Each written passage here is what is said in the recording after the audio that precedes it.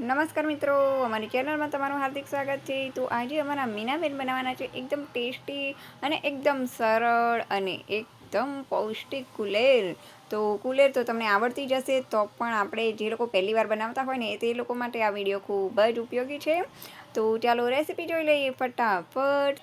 તો સૌપ્રથમ તો આપણે 1 વાટકી બાજરીનો લોટ, 1 વાટકી જેટલો ગોળ અને અડધી વાટકી જેટલું ઘી લેવાનું છે। તો હવે આપણે ગોળને લેવાની રીત તમને કહી દઉં, કારણ કે ગોળ જો તમે ગઠ્ઠાવાળો લેશો ને તો કુલેર બરાબર નહીં બને। એટલા માટે ગોળને સારી રીતે છીણી લેવાનું છે, અથવા તો ચાકુથી પણ તમે એને ઝીણો કરી શકો છો।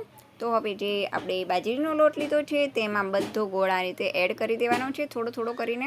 હવે આપણે જે ઘી લીધું છે તેને પણ ગરમ નથી કરવાનું, એને પણ કાચું જ લેવાનું છે, કારણ કે અહીંયા કાચી જ વસ્તુઓથી આપણી કુલેર બને છે। અને આ કુલેર જે લોકો નાગપંચમી કરે છે તે લોકો પણ ચોક્કસ ખાઈ શકે છે।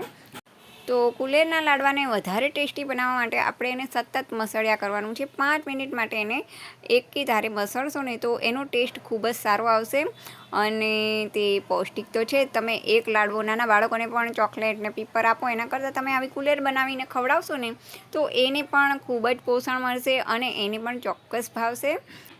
તો મીનાબેન હવે સારી રીતે લોટને મસળી રહ્યા છે, ત્યાં સુધી જો તમે અમારી ચેનલમાં નવા હો તો સબસ્ક્રાઈબ ચોક્કસ કરજો, અને વિડીયો ગમે તો લાઈક અને કોમેન્ટ પણ અવશ્ય કરજો અને શેર પણ ચોક્કસ કરજો। તો આ રીતે બરોબર મસળી લીધા પછી આપણે કુલેરના લાડવા બનાવવાના છે। તો તમે જે સાઇઝના બનાવવા હોય તમારે એ રીતના તમે બનાવી શકો છો। તો મીનાબેન અત્યારે મીડિયમ સાઇઝના કુલેરના લાડુ બનાવી રહ્યા છે। તો આ લાડવા આપણે પાંચમે નાગદાદાને ધરીશું તો નાગદાદા પણ ખૂબ જ રાજી થઈ જશે। તે ઉપરાંત આ લાડવા આપણે પણ ઘરે પ્રસાદીના રૂપમાં ખાઈશું તો આપણને પણ તેમાંથી ખૂબ જ પોષણ મળશે।